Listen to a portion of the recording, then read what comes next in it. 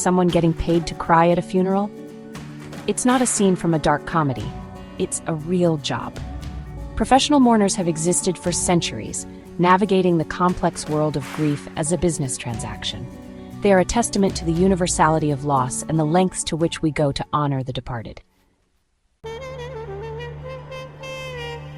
The historical roots of professional mourning run deep. Imagine ancient Egypt, a civilization known for its grandiose rituals and deep spiritual beliefs. Picture grand processions for deceased pharaohs, where the entire community would come together to honor their ruler. Now add in groups of women, their cries echoing through the desert, their tears a crucial part of the ritual. These women were not just mourners. They were professionals, trained in the art of lamentation. These were the mourning women of Egypt, their dramatic displays ensuring the safe passage of the pharaoh into the afterlife. Their performances were believed to be essential for the deceased's journey. This wasn't unique to Egypt. Many ancient cultures had similar practices.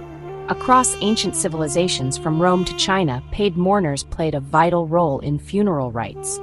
In Rome, they were known as prefecti, while in China, they were part of elaborate ceremonies. They were seen as facilitators between the living and the dead, their wailing believed to appease spirits and guide souls. These mourners were more than just participants. They were integral to the spiritual and cultural fabric of their societies. Fast forward to today, and the tradition of professional mourning, though fading, still exists. Despite the modern world's rapid changes, some cultures hold on to these age-old practices, preserving their heritage and honoring their ancestors in unique ways. In parts of Asia, like China and India, these mourners, often women, are hired to enhance the atmosphere of grief. Their presence is not just a formality, but a deeply rooted cultural expression, reflecting the community's collective sorrow and respect for the departed. They sing mournful songs, recite lamentations, and even pretend to be family members, their performance adding to the sense of loss. This tradition, while seemingly theatrical, serves a profound purpose in helping the community process grief and maintain social bonds. In parts of Africa, the practice continues, often intertwined with local customs and beliefs.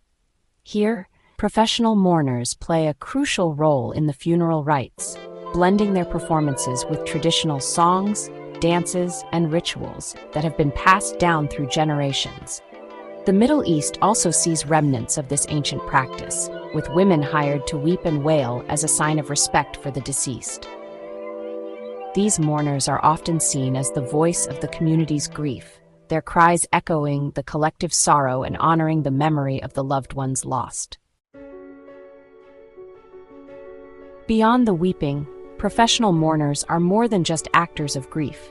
They are keepers of tradition, their performances upholding cultural norms and expectations surrounding death. Their presence can be a source of comfort, their tears validating the grief of the bereaved family and providing a sense of communal mourning. But it's not without controversy. Some criticize it as insincere, a commercialization of grief. Yet for many, it remains a deeply ingrained tradition, a way to honor the dead and navigate the complexities of loss.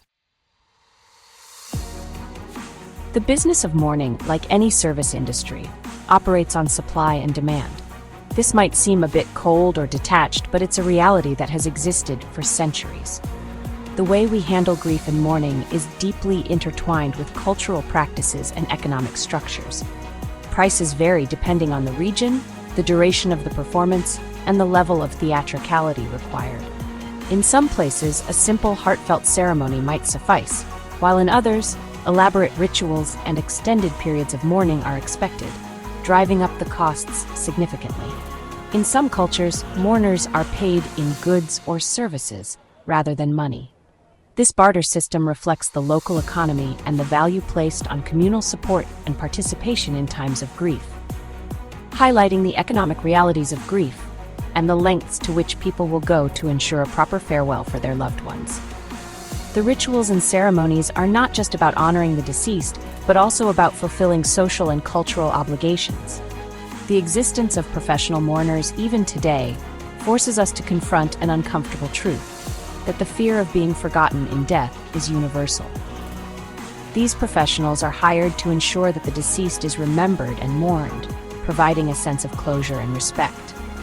The fear of being forgotten in death is universal. This fear drives many of the practices and traditions we see around the world, from grand monuments to simple gravestones, all serving as reminders of those who have passed. It makes us ponder the lengths we go to, as individuals and societies, to ensure our lives and deaths are acknowledged, remembered, and mourned. The economics of employing emotion in mourning practices reveal much about our values, fears, and the human need for connection and remembrance.